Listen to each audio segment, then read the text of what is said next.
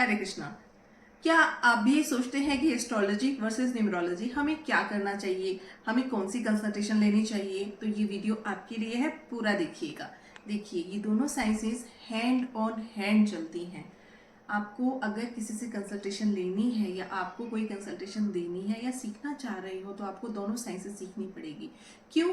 क्योंकि देखिए, 1 से लेकर 9 तक जो है नंबर्स हैं उनको हमने प्लैनेट्स दिए हुए हैं। आप यूनिवर्स में कहीं भी देखिए, जैसे सप्तऋषि है ना, अष्टवसु, नवनिधि, इस तरह से नंबर्स जो है वो हमारे स्क्रिप्चर्स में एंशियंट टाइम से यूज होता आ रहा है ना। हर एक नंबर जो है वो अलग अलग महत्व रखता है। डिटेल्ड वीडियोस आपको इसके मेरे यूट्यूब में मिल जाएंगे।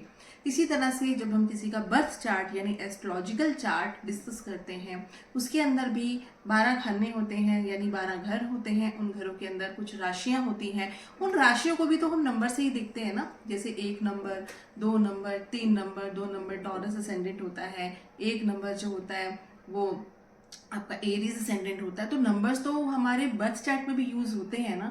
तो आप इन दोनों को अलग अलग कर कर नहीं देख सकते हैं। मैं आपको यहाँ पे एग्जांपल देना चाहूंगी 1-2।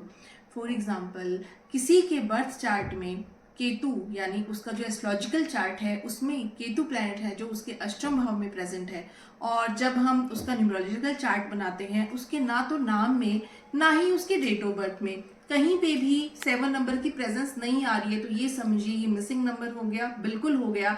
लेकिन ये ज्यादा इफेक्ट क्यों देगा? क्योंकि 8वां घर आपके एस्ट्रोलॉजिकल चार्ट के अंदर अच्छा नहीं माना जाता है, ये सबको पता है। तो ये किसी ना किसी तरह की ऐसी बीमारी जो केतु से रिलेटेड होगी उस इंसान को दे सकता है, या कोई और इवेंट जो केतु से रिलेटेड हो वो आएगा। और कब आएगा? मोस्ट प्रोमिनेंट टाइम कब होगा? जब आपका पर्सनल ईयर केतु का शुरू हो जाएगा। ठीक है, तो इस तरह से आप इवेंट्स भी प्रेडिक्ट कर सकते हो। लेकिन उसमें अगर न्यूमरोलॉजी का भी एडिशन हो जाता है ना, तो वो शॉर्ट इवेंट बिल्कुल हैपन होगा ही होगा।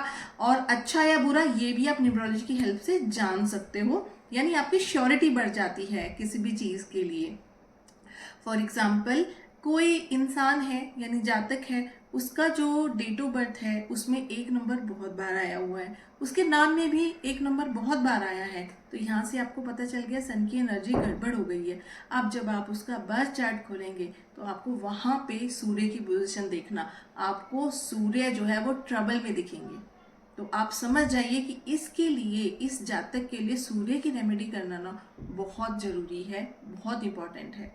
जिसे डेस्टिनी नंबर को हम सबसे अच्छा मानते हैं, है ना, कि अच्छा होता है डेस्टिनी नंबर। मतलब आपकी डेस्टिनी क्या है, आपको क्या बनना है। किसी की डेस्टिनी नंबर 8 पे आ रही है, उसके बर्थ चार्ट में अगर शनि 8 नंबर शनि से लेते हैं, अगर शनि उसके 8वें घर में आ गया, और 8वां घर ना शनि के लिए अच्छा माना जाता है, तो यहाँ पे आप कैसे डिसाइड करोगे कि ये अच्छा है या बुरा है? अब उसका पूरा नाम पढ़ना, पूरा डेट ऑफ बर्थ पढ़ना, वहां पे आप देखना कि 8 नंबर जो है एक्सेस में तो है ही नहीं है इसके पास, सीधा डेस्टिनी नंबर 8 है।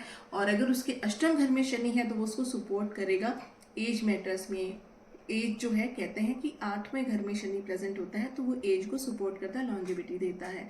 इस तरह से आप दोनों साइंसेस जो है मैच करके चलिए, यकीन मानिए आपकी प्रेडिक्शन बैंग ऑन जाएगी। और अगर आप किसी से प्रेडिक्शन ले रहे हो तो वहाँ पे आप एस्ट्रोलॉजी के साथ न्यूमरोलॉजी भी ऑप्ट करना, आपको बहुत हेल्प मिलने वाली है।